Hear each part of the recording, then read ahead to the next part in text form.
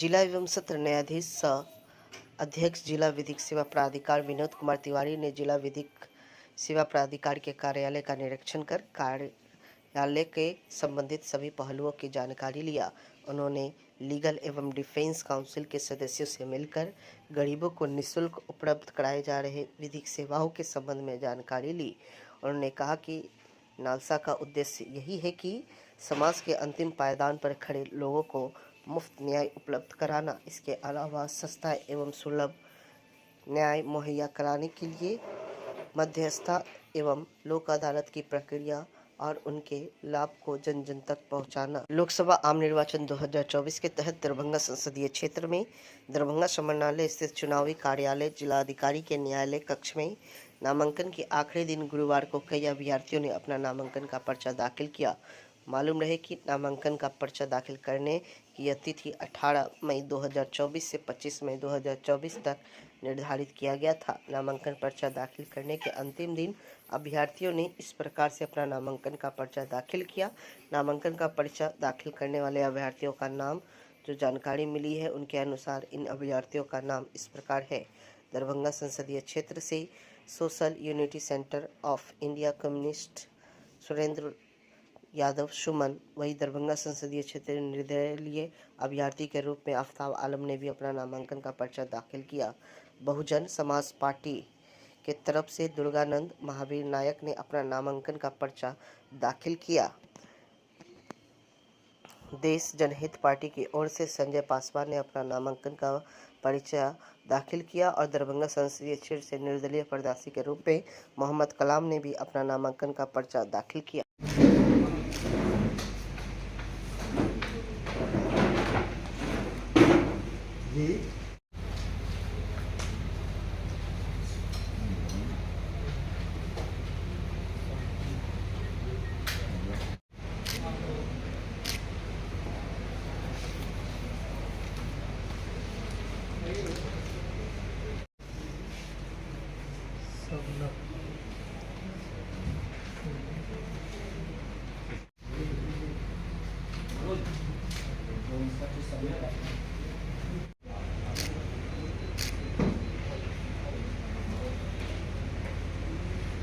जिला निर्वाचन पदाधिकारी दरभंगा राजीव रोशन द्वारा बताया गया कि लोकसभा आम निर्वाचन 2024 के अवसर पर भारत निर्वाचन आयोग के अंतर निर्देशानुसार चुनावी व्यय पर नियंत्रण, पर्यवेक्षण, चुनाव के क्रम में आर्थिक अपराध पर नियंत्रण एवं कार्रवाई, अभ्यर्थियों द्वारा सभा जुलूसों आदि पर किए जा रहे व्यय आदि का निगरानी हेतु 24 चेक पोस्ट को चिन्हित करते हुए प्रत्येक चेक पोस्ट पर स्टैटिक सर्विलांस टीम के रूप में दंडाधिकारी एवं पुलिस पदाधिकारी सहित वीडियोग्राफर को प्रतिनियुक्त किया गया।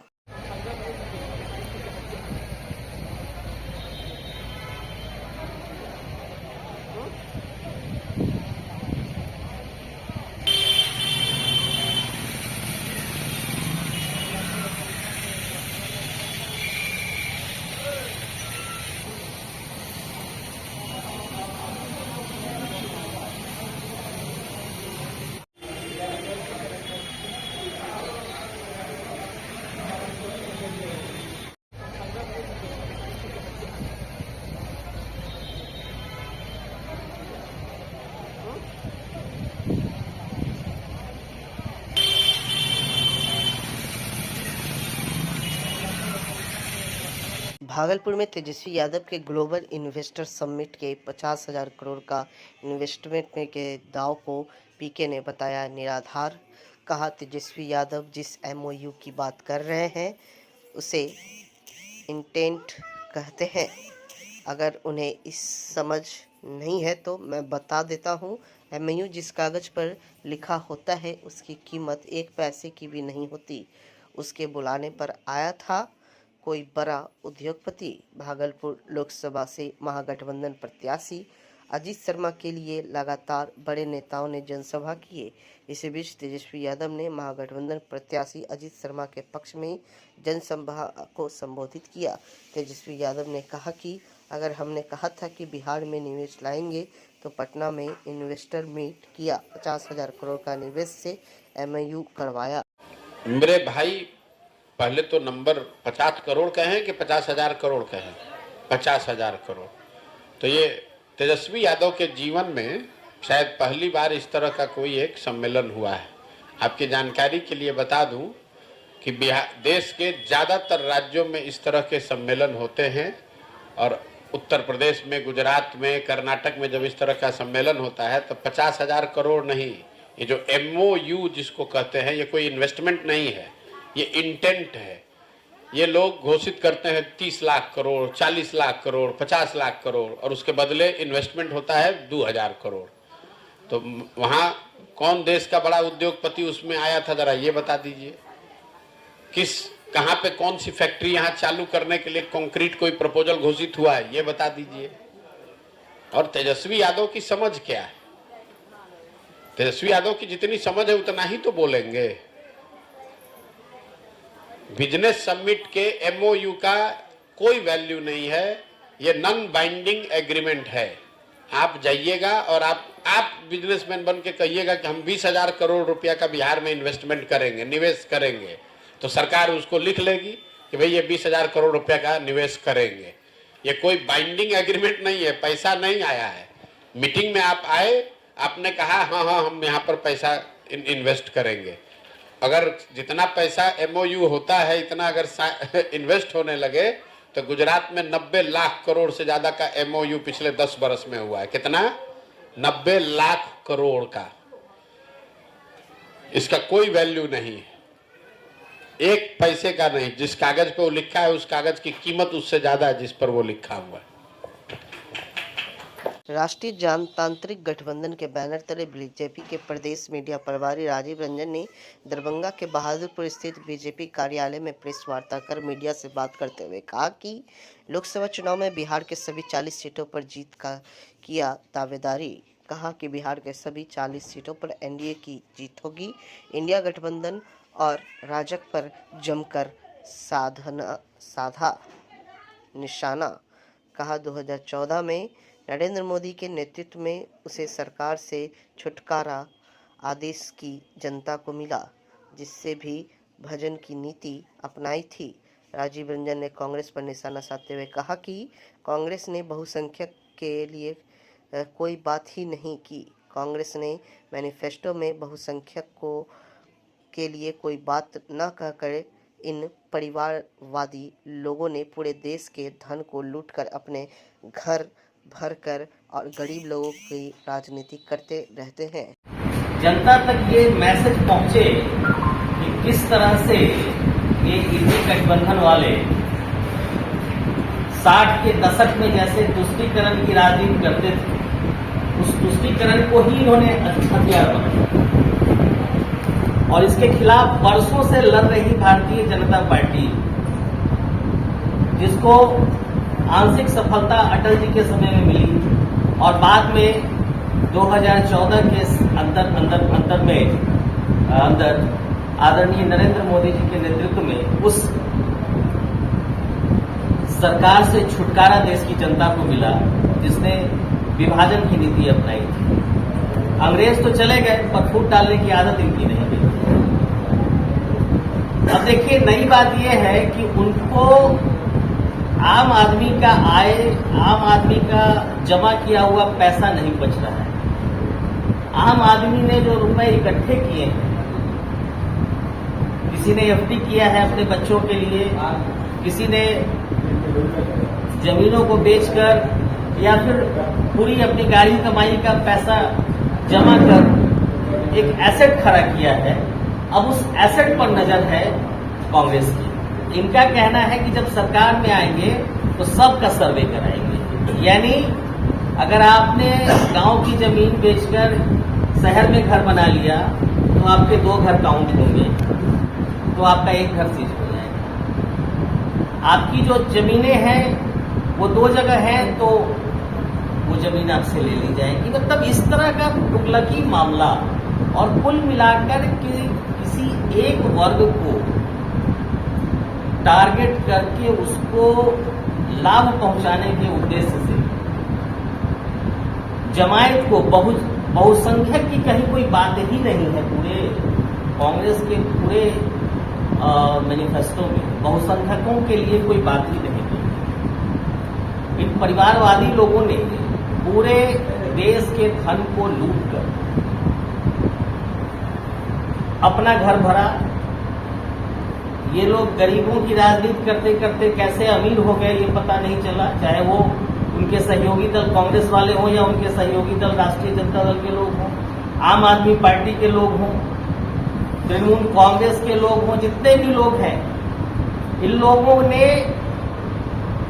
कब उस अमीरी को प्राप्त कर लिया गरीब की राजनीति करते करते, ये बड़ा यश प्रश्न है जनता के सामने और इसको समझना होगा।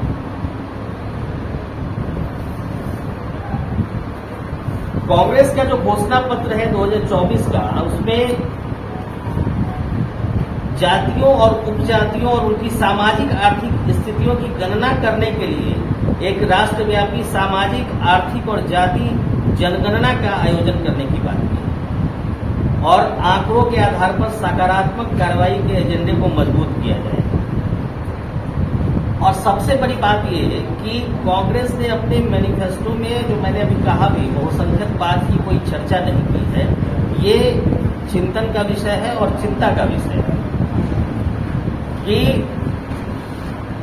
कुछ 1% के लिए बाकी लोगों को ओवरलुक करना, ये कांग्रेस की ही मंशा हो सकती है। सबका साथ, सबका विकास, सबका विश्वास मानने वाली पार्टी भाजपा की नहीं हो सकती। भारतीय जनता पार्टी ने सबको लेके चलने की शुरू से ठानी है और आगे भी चलती रहेगी।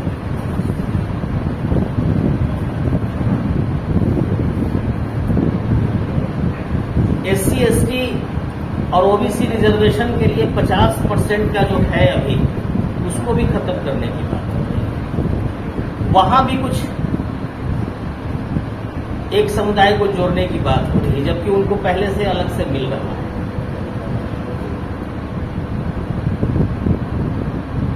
जो टोटल कास्ट को बाइफर्केट किया गया, लगभग 50% आबादी है पिछड़े वर्ग की, 15% दलितों की, 8% आदिवासियों की, 15% माइनॉरिटी की और 5% आबादी गरीब जनरल कास्ट की। इन सबको जब मिलाइएगा तो 90-93% आता है। यहां भी बाइफर्केशन सही नहीं हुआ कि बाकी जो 7% या 10% कास्ट आ रहे हैं, जो उनको रिजर्वेशन मिलना चाहिए, वो किसको मिलेगा। तो यहां भी एक हिडन एजेंडा है। तो कुल मिला के हम ये कह सकते हैं कि कांग्रेस एक हिडन एजेंडे के साथ किसी खास वर्ग को की तुष्टीकरण के लिए बहुसंख्यकों पर प्रहार कर रही है।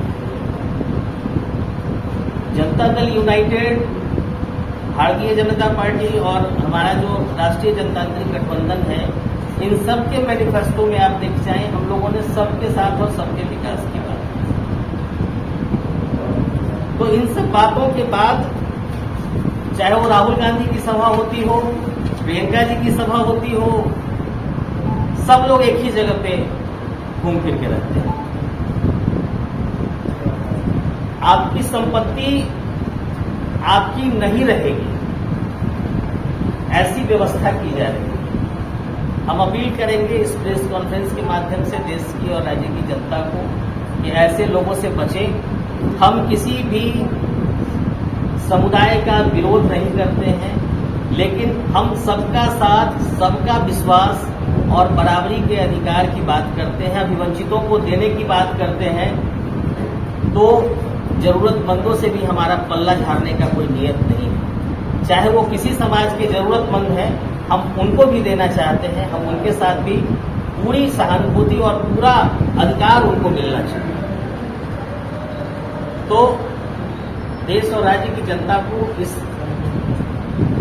संवाददाता सम्मेलन के माध्यम से, खासकर इस दरभंगा की पावन भूमि पर जो ये जो कॉन्फ्रेंस हो रहा है, यहाँ की महान जनता को भी हम लोग ये सादर सूचित और सतर्क करना चाहते हैं कि ऐसे गठबंधनों से बचें और भारतीय जनता पार्टी के नेतृत्व में जो केंद्र में तीसरी बार सरकार बनने जा रही है उसमें अपनी भागीदारी सुनिश्चित करें, भाजपा को वोट दें, एनडीए को वोट दें।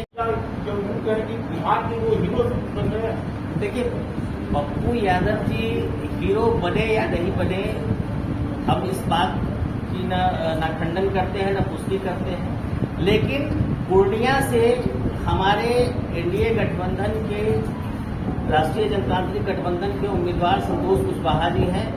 भारी मतों के अंतर से उनकी विजय होने वाली है। मैं भी गया भी था 2 दिन पहले पूर्णिया आपके लोगों से मिलने के लिए, तो बहुत भारी मतों से, और राष्ट्रीय जनता दल का तो वहां आधार खिसकता हुआ नजर आ रहा है। निश्चित रूप से अगर लालू यादव का परिवार कहता है कि हम यादवों के नेता हैं, तो पप्पू यादव के मामले में तो लालू यादव का ढोल पिट गया। उन्होंने जितनी भी आज तक झूठ के पुलिंदे बांधे कि हमने यादव, हालांकि उन्होंने यादवों के लिए किया कुछ नहीं, किया अपने परिवार के लिए। कुछ होना हो तो पहले साला को मिलता था, फिर पत्नी को मिला, फिर बच्चे आ गए, अब बच्चियां भी आ गई हैं। तो अब बाकी जो 5 बहनें हैं, हम लोग चाहते हैं वो भी जल्द से जल्द आ जाए राजनीति में, ताकि उनका अपना बड़ा कुनबा और बड़ा हो। बाकी कार्यकर्ता तो अब उनसे विमुख हो रहे हैं। अभी पूर्णिया आप जाकर के पता करें पूर्णिया की क्या स्थिति है। मैं बहुत जिम्मेवारी से कहता हूं कि पूर्णिया में जो आधार खिसका है, इसकी वजह से, बल्कि पूरे बिहार में जो आधार खिसक रहा है, इसकी वजह से युवराज का भी मानसिक संतुलन बिगड़ गया है। इसलिए वो एनडीए को वोट देने के लिए कह रहे हैं, और मैं समझता हूं कि उन्होंने भी मन ही मन ठान लिया है कि जनता एनडीए के साथ है, इसलिए वो भी इन बातों को बोल जा रहे हैं। पप्पू यादव की लड़ाई को आप किस प्रकार देखते हैं? देखिए, पप्पू जी की अगर बात करें तो पप्पू जी की लड़ाई, अगर मैं ऑफ द पॉलिटिक्स बात करूं तो वाजिबन पप्पू जी का हक था उस सीट पे। जिस तरह से कांग्रेस ने उनको चीट किया, तो ये तो कांग्रेस चीटर है राष्ट्रीय, और या तो फिर कांग्रेस राष्ट्रीय जनता दल के सामने घुटने टेक चुकी है। तो ऐसी पार्टी से क्या ही उम्मीद कर सकते हैं भाई, जो राष्ट्रीय एक क्षेत्रीय पार्टी के सामने जिसने घुटने टेक दिए, वैसी पार्टी से क्या उम्मीद की जा सकती। तो पप्पू यादव के साथ तो अन्याय जरूर हुआ है, और अन्याय का जवाब भी वहां की जनता देगी। लेकिन क्या है, जनता साइमल्टेनियसली एनडीए के कैंडिडेट को वोट करेगी, क्योंकि विकास यहाँ है, प्रगति यहाँ है, उत्थान यहाँ है, आयुष्मान कार्ड यहाँ है, सीमा सशक्त यहाँ हुई है, घर घर अनाज यहाँ से मिल रहा है। हम लोग नगर पुलिस अधीक्षक दरभंगा के द्वारा की गई जन सुनवाई। नगर पुलिस अधीक्षक दरभंगा के द्वारा प्रत्येक कार्य दिवस पर आम लोगों की समस्या की सुनवाई की जा रही है, उनके शिकायत का त्वरित निष्पादन किया जा रहा है। इसी क्रम में दिनांक 25/4/2024 को केवटी थाना 2, हायाघाट थाना 2, सदर थाना 4, सिंगवाड़ा थाना 1, विश्वविद्यालय थाना 1 कुल 10 फरियादी की समस्या की सुनवाई की गई। उनके निरंतर हेतु संबंधित को आदेशित किया गया। बिहार में 40 सीटों पर चुनाव लड़ रहा है महागठबंधन, और राहुल गांधी ने की अब तक सिर्फ एक रैली। उनकी अनुपस्थिति पर प्रशांत किशोर ने उठाए सवाल। कहा, राहुल गांधी को बिहार से क्या मतलब है, बिहार के किस मुद्दे पर कभी बोलते हुए सुना है। पिछली बार उन्होंने बिहार में कब देखा गया था। जो आदमी अपने जीवन में बिहार के 4 जिलों का नाम न जानते हो, उससे बिहार के बारे में क्या सवाल करे। जनसुराज पदयात्रा के सूत्रधार प्रशांत किशोर ने बिहार के संदर्भ में राहुल गांधी और कांग्रेस पर हमला करते हुए कहा कि राहुल गांधी को बिहार से क्या मतलब है। कांग्रेस है कहीं बिहार में जो है। अब हम यहाँ पर बैठे हैं तो आप कहिएगा कि आप डीएमके पर टिप्पणी नहीं कर रहे हैं, अरे शिवसेना पर टिप्पणी नहीं कर रहे हैं, जेएमएम पर टिप्पणी नहीं कर रहे हैं। वो लोग भी तो चुनाव लड़ते हैं। यहाँ जेएमएम चला रहा है बिहार, बिहार को शिवसेना चला रहा है, बिहार को चला रहे हैं लालू, नीतीश और भाजपा अलग अलग समय कालखंड में। तो इन तीनों से सवाल ना कर। कांग्रेस ने तो 40 वर्ष बिहार को बर्बाद किया, तो जनता ने उस समय इतनी समझदारी दिखाई कि उस कांग्रेस को पूरे सिरे से काट के फेंक दिया। कांग्रेस का तो नामो निशान कहीं नहीं है। कई बार आदमी कहता है कांग्रेस का शिकायत नहीं करे। भाई, कांग्रेस ने जो गलती की बिहार में, उसका पूरा खामियाजा उन्होंने भुगता। जनता ने उनको उठाकर 1990 तक कांग्रेस यहाँ की रूलिंग पार्टी थी। आज उनको 5% वोट भी बिहार में नहीं है।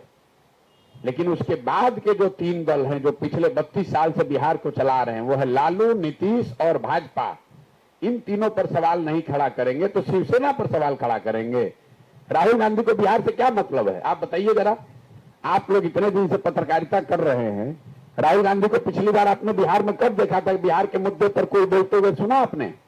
गरीब की बात करने वाले ये लोग अभी कह रहे हैं कि कर्नाटक की महिला को 3,000 रुपया देंगे। कर्नाटक की महिला ज्यादा गरीब है या बिहार की महिला ज्यादा गरीब है, जरा बताइए तो। और अगर कर्नाटक की महिला को 3,000 रुपया मिलना चाहिए तो आप यहां सरकार में शामिल हैं कांग्रेस के लोग, जरा बताइए तो कि आप यहां बिहार की महिला को काहे नहीं 1,000 रुपया दिलवा रहे हो?